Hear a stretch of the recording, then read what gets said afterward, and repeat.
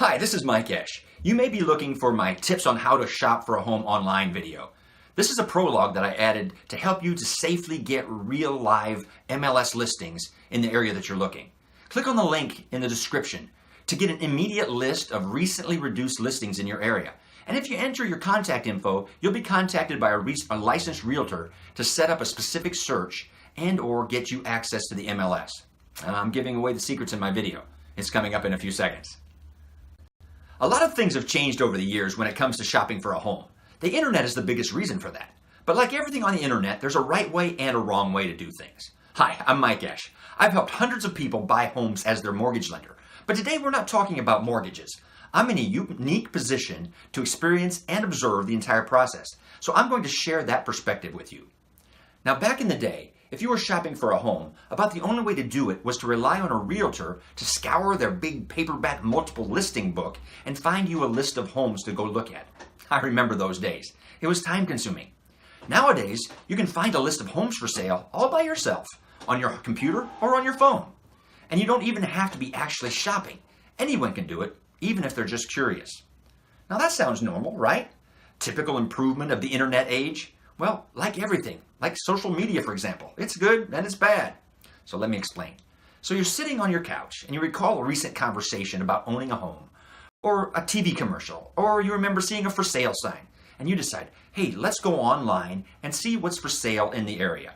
So you use a search engine or you go to one of the real estate sites you've heard of and you see some homes and browse some pictures and get an idea of asking prices and so forth. So far, so good. Well, where's the dark side? Well, I remember when the internet was a place where you went to get information that was freely shared by people and institutions who wanted to share information. Now it's about selling things, not the least of which is information about who is visiting what website. You don't even have to click on things anymore thanks to cookies. So, are you familiar with robocalls? Are they not the scourge of society? Well, you get robocalls most likely because someone got your number from something you visited online that told them that you were a likely prospect for whatever. So you say, what's your point? I'm not giving up the internet. You get used to it. Well, the point is, it's not even good information. It's clickbait. Those real estate sites do not have the most recent information. They get the information secondhand from the MLS. The houses may already be sold. That foreclosure that you're looking at may not even be on the market for another year or so. But they don't care. They exist to sell your information to multiple realtors and myriad lenders who will start calling you. So this is really my point. What you need is first-hand information. Access to the MLS, the multiple listing. The same organization that used to print out that old book for my realtor, that book is now web-based and accessible to realtors. So yes, we still need realtors.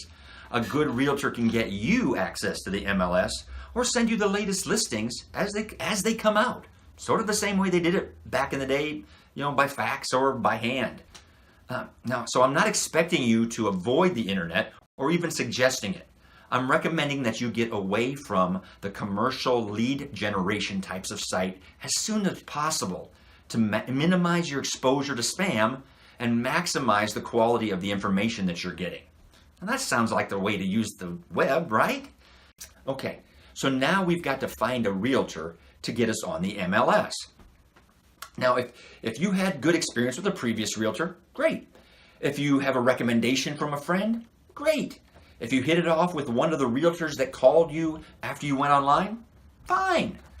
But here's a side note that could save you pain. If you have a recommendation from a family member that you use a relative, find as sweet of a way as possible to say no.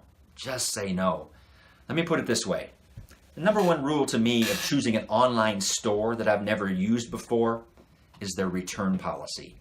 You need a realtor with a return policy. In other words, one that you can fire if it doesn't work out. You can't fire a relative without horrible collateral damage. So believe me, this is probably one of the most important things I'm sharing with you.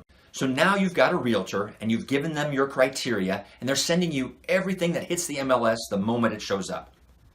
Stop running back to that old girlfriend. What? That old online real estate site with the second-rate information. We've already established that. You've got the real thing. What do you want with that? Well, I saw this house online that she didn't send me. Okay, well, then either that house does not fit your criteria, or it's not currently on the market, or maybe it's for sale by owner. Now, let's break down the elements of that last statement.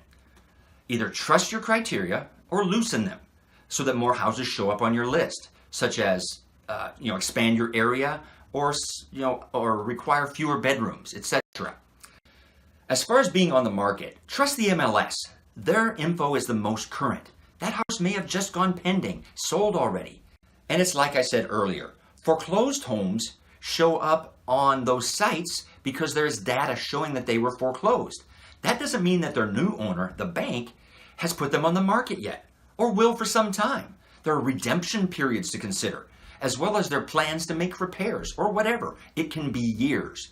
If they're not on the MLS, they're not for sale. And regarding for sale by owner, that's a pretty specific exception. FSBOs will not be on the MLS. If you're not getting enough choices from your MLS search, you may consider doing a Google search for FSBOs in specific zip codes. And most realtors will help you negotiate a sale by owner. That should be all you need to know to have a better experience. Here's the highlights. 1.